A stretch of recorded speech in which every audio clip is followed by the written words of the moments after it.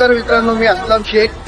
बरेच दिवसापूर्वी जे पाईपलाईन होते तिथून लोक सरकून पडत होते. आम्ही आपले राजेश मडवी साहेबांना बोलून त्यांच्या निदर्शनात आणून दिलं. त्यांनी जे रब करून घेतलंय त्यामुळे आता लोक इथं पडत नाहीत.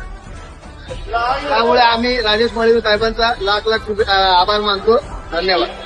पायऱ्या होत्या, आम्ही रोज येणं जाणं करत होतो, तर पायऱ्यावरून पडताना पाय घसरायचे आणि पडायचो. आता ते काम केल्यामुळे आम्हाला सुरक्षा भेटते.